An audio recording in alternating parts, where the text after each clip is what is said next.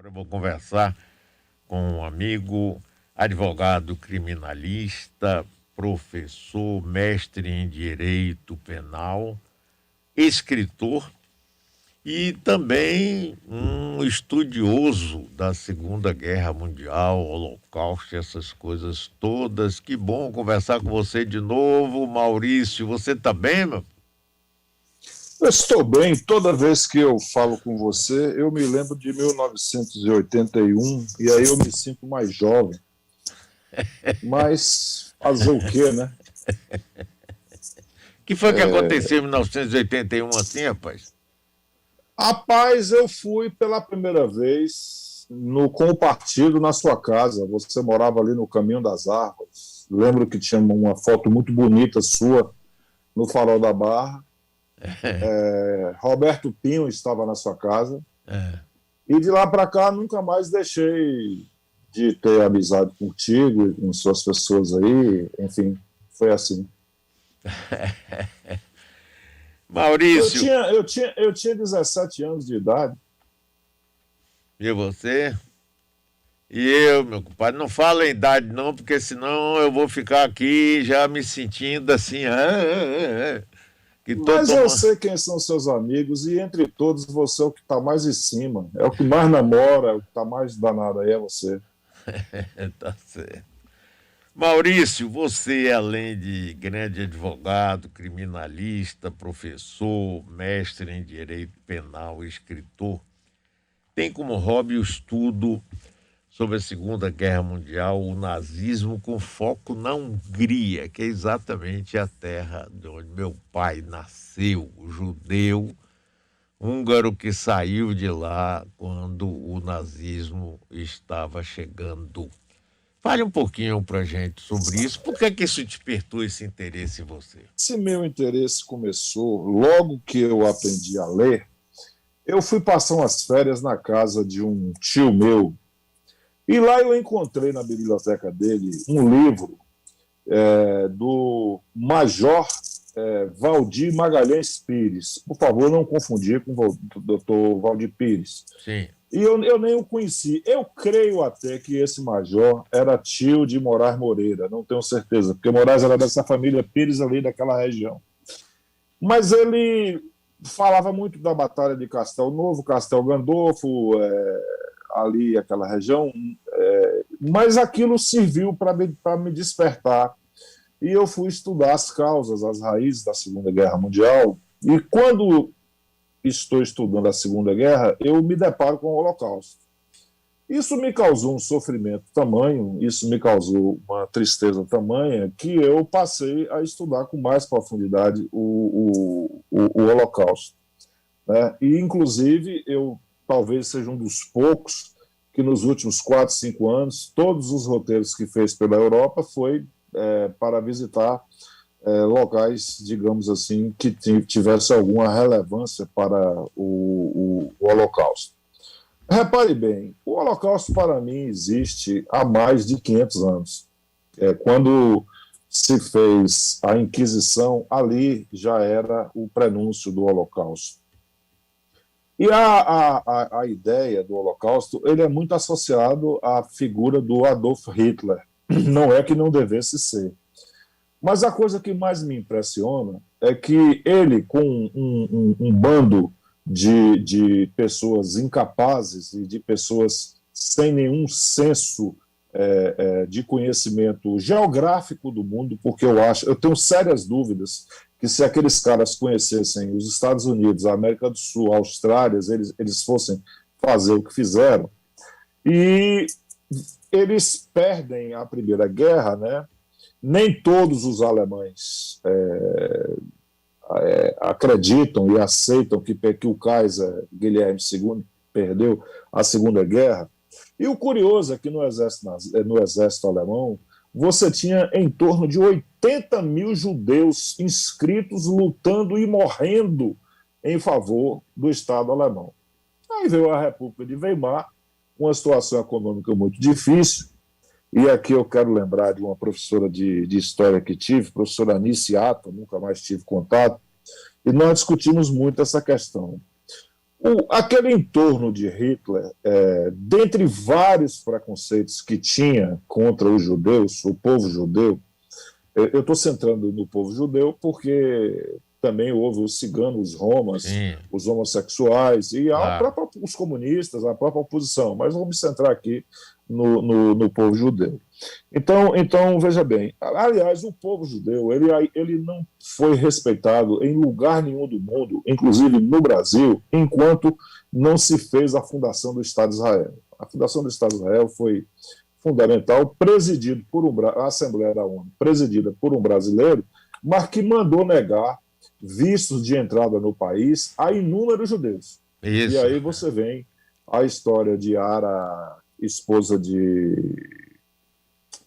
ai meu Deus, grande escritor brasileiro, que era cônsul do Brasil em Hamburgo, que deu, ele e a esposa deram, ela morreu há pouco tempo, mais de 100 anos, ela deu entrada no Brasil para todo mundo, e aquele célebre diplomata português que enrirrou na Espanha, que está lá entre os heróis israelenses, mas, no entanto, morreu na fome, na miséria. Bom, então, o que acontecia? Havia um preconceito contra o povo judeu desde sempre, e isso foi cultivado pela Igreja Católica, não tem nenhuma dúvida disso.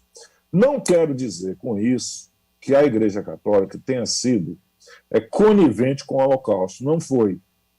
O Papa Pio XII, o então cardeal Pacelli, que servia em Roma, né, antes de João XXIII,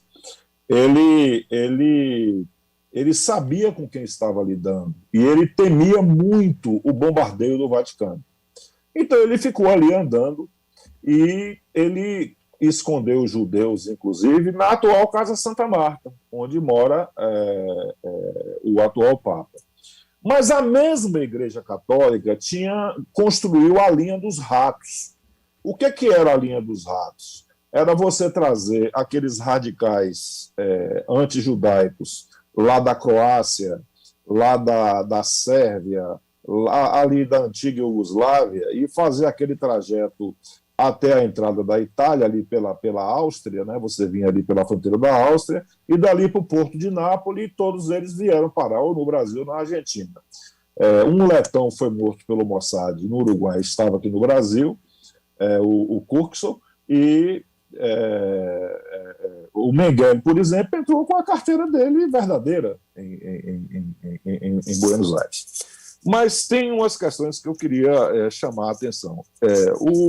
Na cultura, entre os árabes, diz-se que o muçulmano que tiver condições financeiras, ele deve obrigatoriamente visitar uma vez no ano a pedra lá, a Caaba, lá na Arábia Saudita. Eu vou dizer uma coisa a você aqui, e devo isso à minha querida amiga Esther Flash, uma advogada de São Paulo, que foi quem me deu essa recomendação, e também a professora Gisele Cittadini. E eu lá estive conhecendo a grande sinagoga de Budapeste. Deveria haver entre os judeus um dispositivo de que todo judeu que tiver condições financeiras deve conhecer a sinagoga de Budapeste, porque arquitetonicamente é uma coisa muito linda, documentos fantásticos que estão lá guardados, e no quintal da sinagoga você tem inúmeras árvores feitas de aço inoxidável, e cada florzinha é o nome de um judeu morto na Segunda Guerra. E tem um detalhe em torno da sinagoga de Budapeste. E eu caminhei tudo aquilo. Né? Eu sou meio doido, né? Minha loucura é estudar o Holocausto, então eu fui caminhar. Eu e minha filha mais nova. E que se interessa muito por isso também, Beatriz, nós fomos conhecer as ruas em volta da sinagoga. Mário, você não sabe. Ali, se você deve conhecer a sinagoga de Budapeste, é óbvio bastante, que você conhece. Claro. Mas eu não sei se você sabe que naquelas ruas ao redor ali morreram 3.000 judeus de fome e de frio. Eles não foram assassinados com tiro, com facadas, eles morreram de fome e de frio. E uma outra coisa que encheu os meus olhos de lágrimas foi a questão dos sapatos, né? Porque você chega do lado Buda do rio Danúbio, né? Porque Budapeste é dividida lindamente pelo rio Danúbio. De um lado está Peste e do outro está Buda. Do lado Buda, você tem ali uma imensa quantidade de sapatos colocados à beira do rio, e as pessoas não entendem, acham que aquilo é uma brincadeira. Só mesmo uma pessoa com interesse na história é que pode conseguir isso. Por que aqueles sapatos estão ali? Porque na década de 40, quando você já estava... Eu estou até evitando falar aqui um pouco daquelas leis antirracistas lá na Alemanha, se der tempo eu falo ligeiramente, porque eu quero falar aqui um pouco, porque acusam o povo judeu de terem sido coniventes, de terem sido um rebanho de ovelhas, né, em relação ao Holocausto. Não é bem assim, não. Eu vou dar aqui alguns dados que demonstram o contrário. Então é o seguinte, aqueles sapatos tinham um grande valor comercial em 1940, 41, 42, por aí. E o que acontecia? O judeu, ou a judia, era colocado ao lado do rio Danúbio, que fica alto, né? Tem de concreto, e ele recebia um tiro na cabeça, mas era obrigado a deixar os sapatos. E alguns desses sapatos estão lá até hoje. Eu mandei para a sua produção inúmeras fotografias de sapatos aí, numa ocasião possível, vocês examinem isso. Então as pessoas pensam que o sapato está ali... Vamos colocar no ar já. Bota aí. Isso aí, olha os sapatos na beira do rio Danúbio. Esses sapatos foram de judias e judeus mortos, a tiros, o corpo jogado lá na água, e esses sapatos foram conservados. Isso me causou um espanto muito grande. Tem até uma fotografia da minha filha aí, porque ela desceu mais, ela olhou mais do que eu, minha filha Beatriz Demetino Castro Vasconcelos. Como eu sei que o tempo do rádio é curto, eu não posso... aí a sinagoga. Eu não posso ficar perdendo tempo. Veja bem, houve resistência, sim, do povo judeu. É claro que não houve uma resistência tal como aquela que houve ao final no gueto de Varsóvia e de Kobe. Não houve. Mas, por exemplo, nas florestas da Áustria, nas florestas da Hungria, porque a Hungria, Mário, a terra de seu pai, e aqui eu tenho que contar esse caso, porque, veja bem, o Holocausto ele já estava em curso, ele já estava acontecendo. Mas aí o rei, eu preciso ler o nome dele, o Reinhard Heydrich, ele convoca uma reunião nos arredores de Berlim, numa cidadezinha chamada Annecy. Fica, por sinal, perto de Potsdam, né, que terminou tendo aquela conferência. E lá eles resolvem pela solução final. Isso. E está documentado que nessa reunião o Master Führer, o aviador, como era o nome de Deus, que são tantos os canalhas que a gente termina confundindo. Não foi o Hitler, foi o Göring que mandou uma carta, e essa carta está documentada, ela está no Museu de Jerusalém. Eu ainda terei a graça de conhecer o Museu do Holocausto em Jerusalém. E eu não sou judeu, eu não tenho parentes judeus, eu não sou casado com judeus, eu não tenho filhos judeus. Isso foi uma coisa lá na minha infância que despertou, e eu venho de lá para cá estudando isso nas minhas horas vagas. Então, eles aí resolveram organizar aquilo que já existia. O que foi? O Holocausto.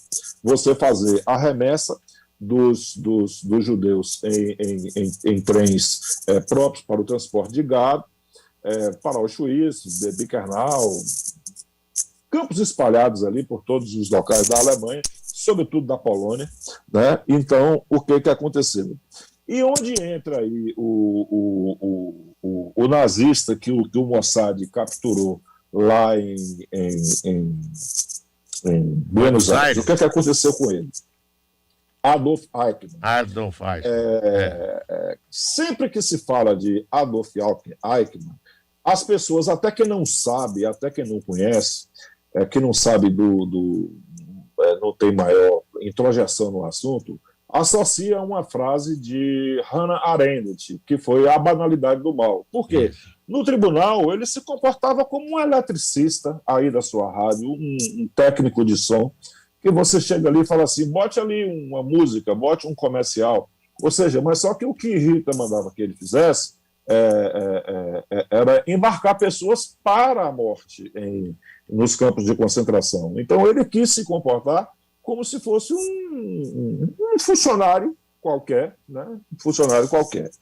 E eu dizia que houve resistência judaica, não na proporção que devesse ter. Por exemplo, eu não sei se você sabe, o Haganah era um grupo tido como terrorista pelos ingleses que ocupavam A Israel. Palestina, claro, claro. Logo depois da guerra. Né? Inclusive, o Haganah explodiu o principal hotel O hotel King David. Então, estava construindo Tel Aviv. Né? Então, o Haganah resistiu nas florestas da Hungria, da Áustria, da Tchecoslováquia, e o Haganah fez o quarto primeiro-ministro de Israel, que foi o Menachem Begin. Menachem Begin, exatamente. Que termina por assinar o acordo de paz com o Egito. Né? Terminou por assinar o acordo de Agora, paz Maurício, com o Egito. por que o seu interesse específico na Hungria? Você centrou muito na Hungria. Por que Hungria?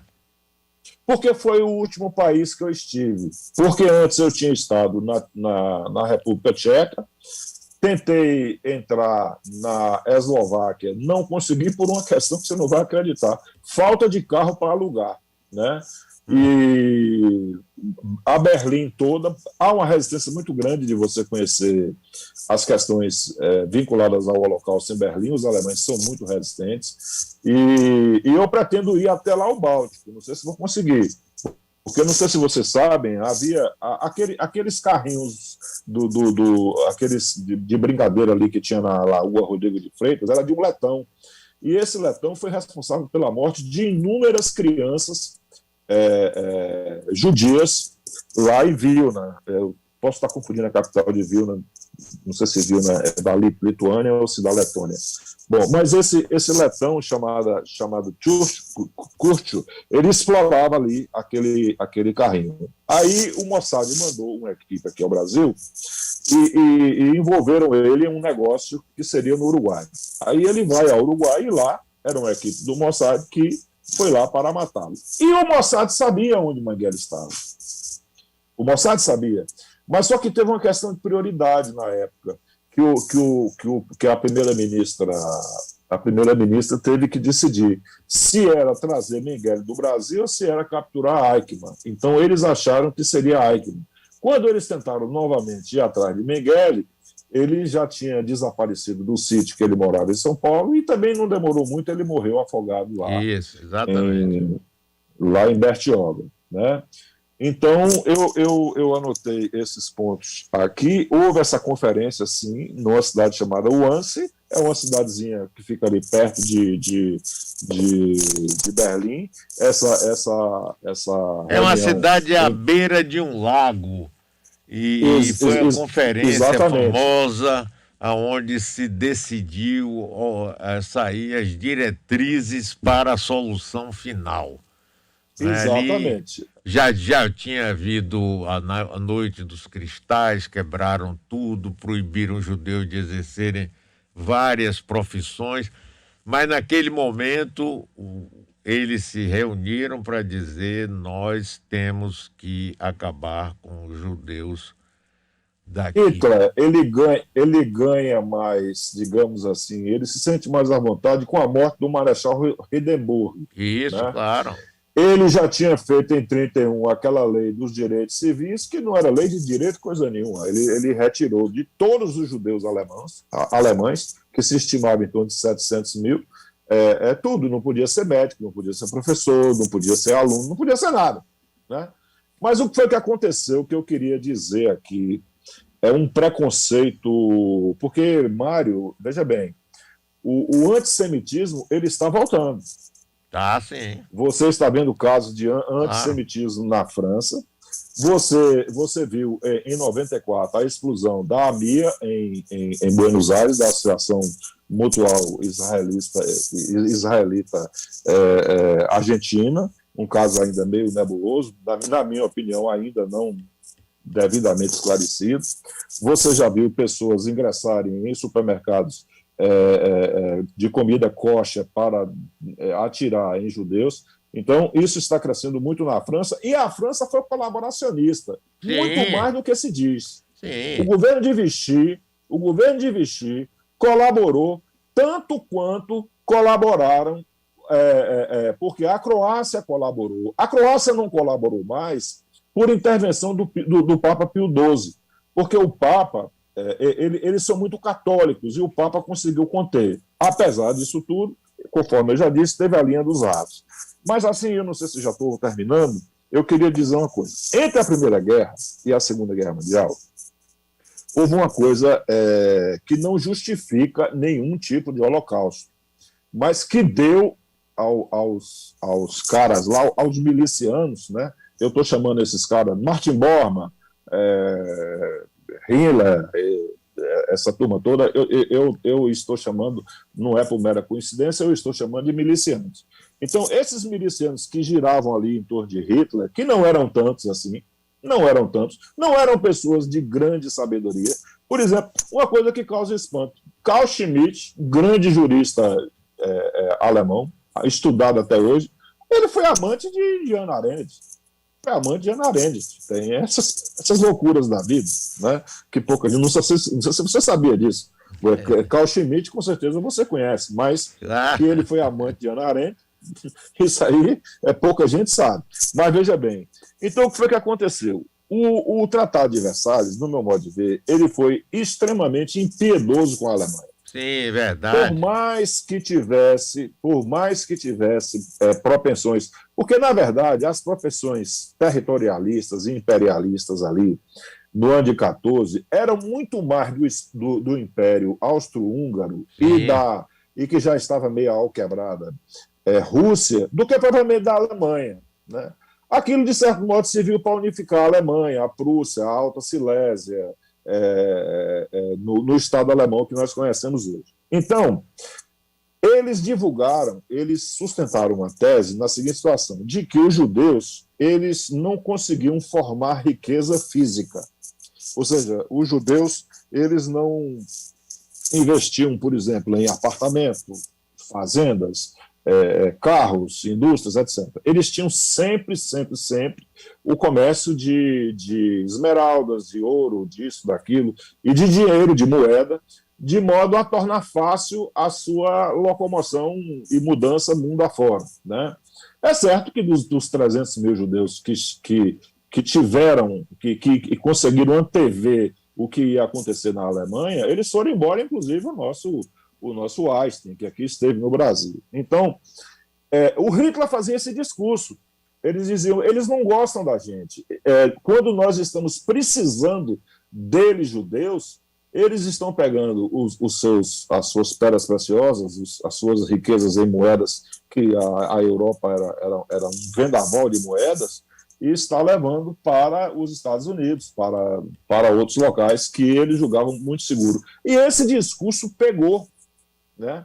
Aliás, o antissemitismo, esse discurso pega, mas esse, do ponto de vista econômico, que, na minha opinião, ele é muito pouco estudado, ele é muito pouco falado, e eu devo confessar aqui, deve ter 40 anos que eu não a vejo, mas quem me chamou a atenção para isso foi a professora Anice Ata, que era uma professora árabe, uma professora de história árabe, aqui do Colégio 2 de Julho. Então, são essas questões que eu fico falando, remoendo com minhas filhas, remoendo com meus amigos, com meus alunos.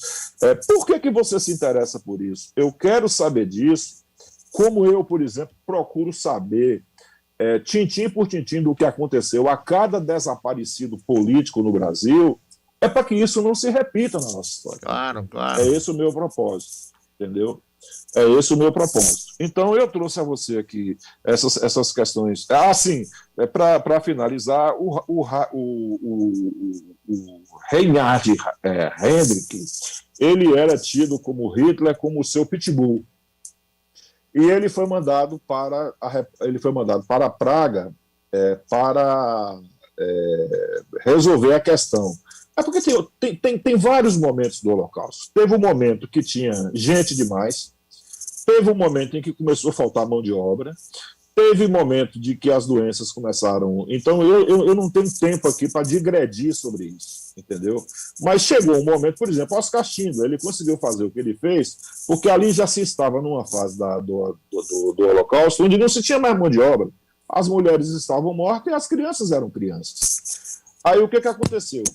Antes da Segunda Guerra, uma quantidade uma quantidade grande de tchecos e poloneses.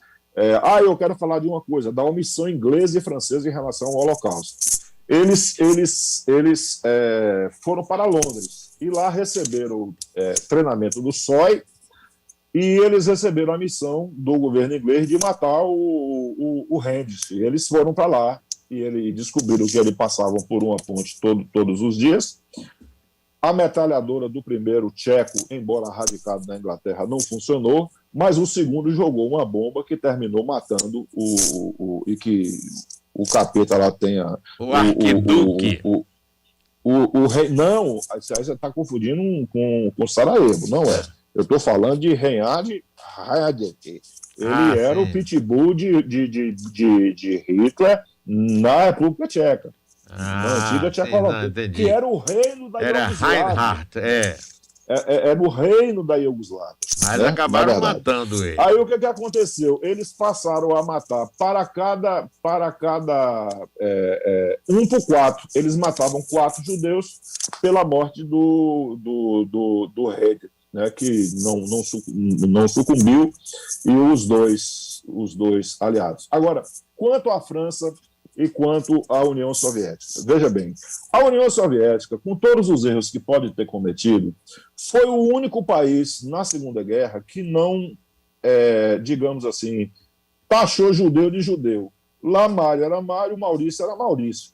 Entendeu? Não tinha esse nome. É claro que depois do fechamento com o Estado teve problemas, a gente vai ter... Tanto é que depois que cai a União Soviética, salvo engano, hoje a terceira população étnica de Israel hoje são de judeus provenientes da União Soviética, né? Então é claro que teve problemas, mas quem libertou os campos foi em 27 de janeiro de 1944, quem libertou os primeiros campos de concentração, e o general Zhukov, ele determinou que todos os civis das cidades vizinhas fossem trabalhar no campo, sepultando pessoas e atendendo para saber o que eles tinham feito, o que os judeus tinham feito, o que os alemães tinham feito com o povo judeu. Então, eu espero que isso nunca mais ocorra na história da humanidade, e a minha curiosidade em relação a esse assunto, ela decorre exatamente da minha preocupação de que eu possa dizer aos meus netos, bisnetos, aos meus descendentes, é o seguinte: o seu avô, o seu bisavô, ele estudou um fenômeno que aconteceu na história da humanidade que não pode jamais acontecer novamente. Essa é a razão porque eu estou aqui conversando contigo, e vou lhe revelar, eu não sei se eu deveria fazer isso, porque eu ouvia falar judeu, mas o primeiro judeu que eu vi e que ele era igual a todo mundo, ele tinha orelha, ele tinha boca, ele respirava, ele bebia água, foi você. E a orelha grande, diga-se de passagem. Maurício, meu amigo, o tempo da gente esgotou, daqui a pouco outro programa aqui está me tocando para fora. Muitíssimo obrigado por esse papo. O primeiro judeu que eu conheci, que eu peguei, foi você, viu? A gente precisa desenvolver mais, foi ótimo, muitíssimo obrigado, viu? Um grande abraço para você, meu querido amigo. Muito boa tarde, Maurício. Muito obrigado, Mário, pela oportunidade. Pois é, conversei com o advogado criminalista, professor, mestre em Direito Penal, escritor Maurício Vasconcelos, falando sobre o Holocausto. Engraçada a forma com que ele se interessou por isso, né? Para você ver. E o antissemitismo está crescendo também na Alemanha, na França, em vários países da Europa, nos Estados Unidos, em muitos lugares do mundo. Isso parece que são aquelas ondas que vão e que vêm, que voltam. E essa história do Holocausto é realmente terrível.